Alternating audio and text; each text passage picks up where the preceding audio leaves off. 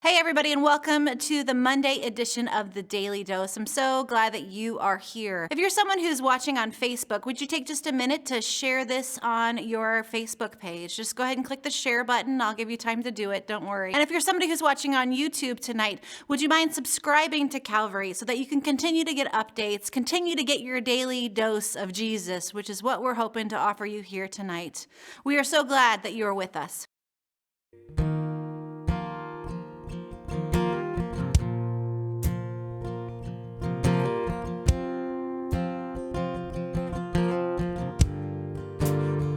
You are here, moving in our midst. We worship you. We worship you.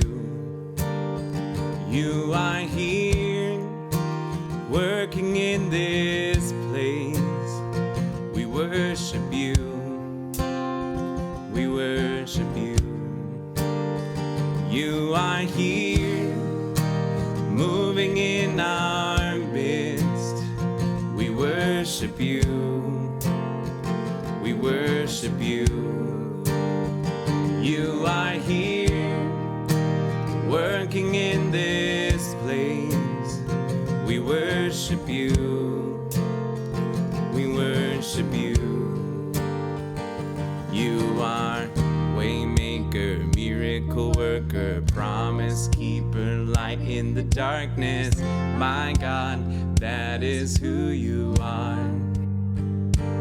You are waymaker, miracle worker, promise keeper, light in the darkness. My God, that is who you are. You are here, touching every heart. We worship you. We worship you. You are here, bending every heart. We worship you. We worship you. You are here, turning lives around. We worship you. We worship you. You are here, mending every heart. We worship you. Yeah, we worship you. Yeah, you are waymaker, miracle worker, promise keeper, light in the darkness. My God, that is who you are. You are waymaker, miracle worker, promise keeper, light in the darkness. My God, that is who you are. That is who you are. That is who you are. That is who you are. That is who you are. That is who you are. That is who you are. That is who you are. That is who you are. Even when I can't feel it, you're working. Even when I can't see it, you're working. You never stop working. You never stop working. Even when I can't feel it, you're working. Even when I can't see it, you're working. You never stop working. You never stop working. Even when I can't feel it, you're working. Even when I can't see it, you're working. You never stop working. You never stop working. Even when I can't feel it, you're working. Even when I can't see it, you're working. You never stop working. You never stop working. Waymaker, miracle worker, promise keeper, light in the darkness. My God, that is who you are. You are waymaker, miracle worker, promise keeper, light in the darkness. My God, that is who you are. That is who you are. That is who you are. That is who you are.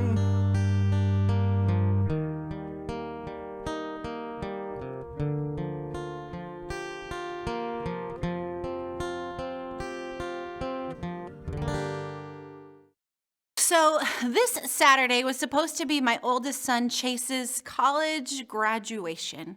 And as a mom, I've sort of envisioned this for a really, really long time. I imagined that I would be sitting in this full arena full of people, and I would have had to probably get there early so that I could save seats for our whole family. And we'd be gathered there and we'd be ready to watch our son walk across the stage to grab his diploma, to hear his name, Chase Hessman Devoto, and then watch him shake the hand of the provost and the dean.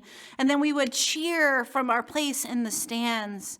I imagine that afterwards we would take pictures in front of the St. Ambrose sign in his cap and gown, and then we would gather together for a family barbecue, invite some of his college friends to come, and we would laugh about all the good times they had in college and what that experience was like. And then we would reflect upon how they're closing this chapter of their lives and moving into the next chapter into the workforce. You see, this is how I imagined that this weekend was supposed to happen. I mean, let's be honest, I have saved for this for years. For years, I have made investments financially to help him pay for school. For years, I hired tutors and encouraged him when he wanted to drop out. And I read his essays and offered my suggestions. I mean, he did all of the college hard work, but honestly, darn it, I coached. I helped with this too. I mean, I'll be honest, Chase, he was fine with the fact that he didn't have a formal graduation ceremony. He thought his ending of college was kind of anticlimactic. But for me, I felt like somehow I was robbed of this experience as his mom. I felt like somehow I was cheated after wanting to have this moment with my son, this moment of proud motherhood. And so I started to kind of feel like I was in my own self-pity party. And this self-pity party kind of led me to a grumpy Saturday. And on top of it was raining, so I kind of was walking around in my own funk.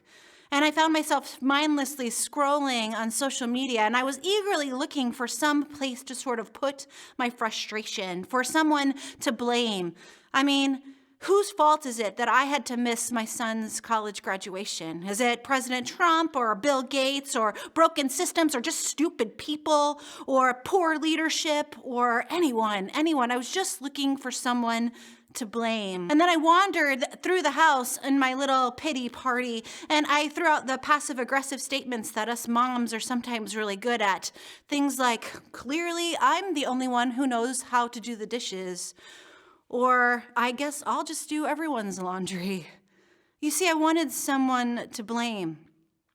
I wanted someone to be at fault for missing and wrecking the vision that I had for my son's graduation. I wanted to blame someone for what I was missing out on. But really, if I'm honest, most of all, I just wanted to not feel so sad about missing Chase's graduation. Dr. Brene Brown is a shame researcher and storyteller, and she defines blame as the discharge of negative emotion and pain. It's sending my negative emotion and pain and pushing it off onto something else, onto whatever else is out there, pushing it off so I don't have to feel this negative emotion and pain so much. But what we don't need is a world-renowned researcher to define this for us. Instead, Jesus defines this for us too in Matthew chapter 7. Jesus says, "Do not judge, for you too will be judged." Or maybe we can put our own in, "Do not blame, for you too will be blamed." Jesus continues, he says, "For in the same way you judge or blame others, you will be judged with the measure that you use, and it will be measured to you. Why do you look at the speck of sawdust in your brother's eye and pay no attention to the plank in your own eye? How can you say to your brother, 'Let me take that speck out of your eye,' when the whole time there is a plank in your own eye?"